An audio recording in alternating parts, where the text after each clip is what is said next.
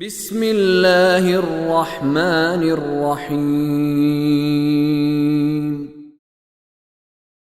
كان الناس أمة واحدة فبعث الله النبيين مبشرين ومنذرين وأنزل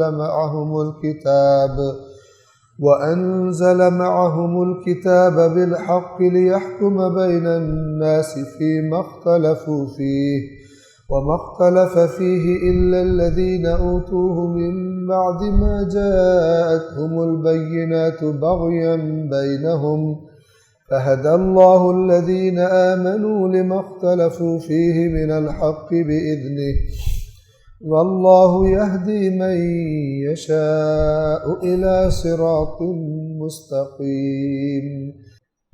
جب بھی الہی معیارات کو چھوڑ کر، عدل و انصاف کے میرٹس کو چھوڑ کر ہم کچھ حاصل کرنا چاہتے ہیں، وہاں سے جھگڑا شروع ہوتا ہے، وہاں سے اختلاف شروع ہوتا ہے۔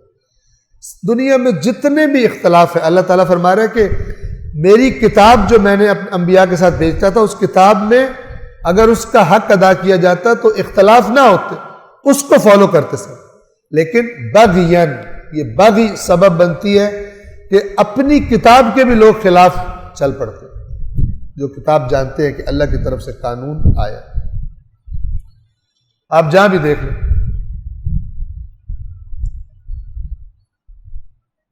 ایک میں نے پہلے بھی قصہ بیان کیا تھا، آپ کو بیان کر دوں کہ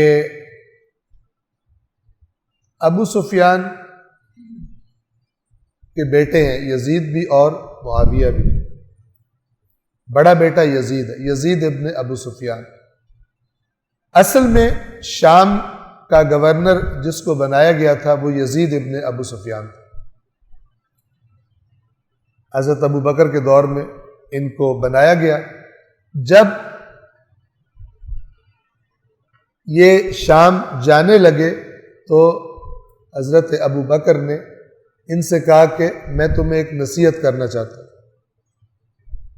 انہوں نے کہا کہ آپ کریں نصیحت، چونکہ یہ بنو امیہ کے تھے اور بنو امیہ زیادہ خاندان پرستی کرتے تھے، زیادہ اپنے خاندان کو ترجیح دیتے تھے، اور یہ صورتحال جو ہے بعد میں مشکلات کا سبب بنی اسلامی معاشرے میں۔ مثلا جب حضرت عثمان خلیفہ بنے، مروان ابن حکم وہ ان کا سیکرٹری تھا، داماد بھی تھا، تو اس نے اس قسم کا ماحول بنایا کہ رسول اللہ کے جو صحابہ تھے اور صفات میں بہت بہتر تھے، ان کو بھی ہٹا کر بنو امیہ کے افراد کو گورنر بنا دیا گیا، شہروں میں عہدے دے دیے گئے، جن میں سے بعض فاسق جیسے ولید ابن عقبہ جو شراب پی کے پکڑا گیا تھا۔ اب لوگوں میں بغاوت کے جراثیم پیدا ہونا شروع ہوئے، شکایات آنا شروع ہو گئی۔ مدینہ حضرت علی کے پاس لے کر شکایات آتے تھے، حضرت عائشہ کے پاس آتے تھے، حضرت طلحہ حضرت زبیر کے پاس شکایت لے کے آتے تھے۔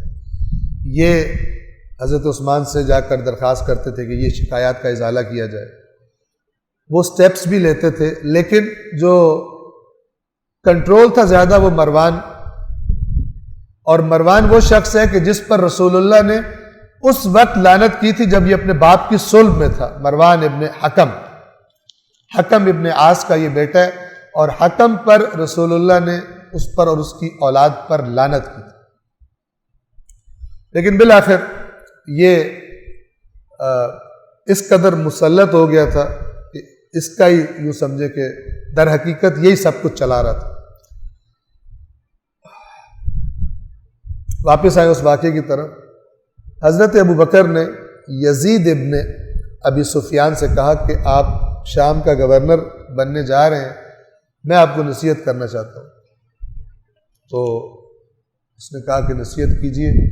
حضرت ابو بکر نے اسے کہا کہ آپ لوگ اپنے خاندان کا بہت خیال رکھتے ہو، اور میں نے رسول اللہ سے ایک حدیث سنی، میں نے اللہ کے نبی سے یہ سنا ہے کہ جس کسی کے ہاتھ میں اللہ مسلمانوں کے امور سپرد کرے، اللہ سپرد کرے یعنی اس کے پاس آ جائے، اس کے ہاتھ میں آ جائے، ڈیسیجن کی پاور اس کے پاس ہو، کس کو کیا عہدہ دینا ہے، کس کو کیا عہدہ نہیں دینا۔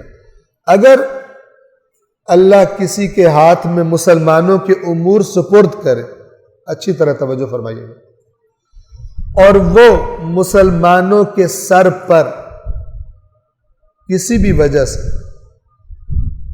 کسی ایسے کو مسلط کر دے کہ جس سے بہتر موجود تھے۔ اب بیک گراؤنڈ کیا ہے؟ تم لوگ خاندان کا بہت کیئر کرتے ہو، یعنی ایسا نہ ہو کہ تم اپنے خاندان کی وجہ سے ایسے کو بنا دو جس سے بہتر معاشرے میں موجود ہو۔ اللہ کے نبی سے میں نے یہ سنا ہے کہ جس کے ہاتھ میں اللہ مسلمانوں کے امور سپرد کرے اور وہ مسلمانوں پر ایسے شخص کو مسلط کر دے جس شخص سے بہتر اس کا حقدار اس عہدے کا موجود ہو، تو یہ شخص جنت کی خوشبو نہیں سونگے گا۔ یہ حضرت ابوبکر نے کس سے کہا؟ یزید ابن ابی سفیان سے، کہ جو کسی اپنے فیملی میرا ممبر ہے، میرا رشتہ دار، اس وجہ سے بنا دے جبکہ میرٹس کے مطابق مسلمانوں میں بہتر لوگ موجود ہوں، وہ جنت کی خوشبو نہیں سونگے گا۔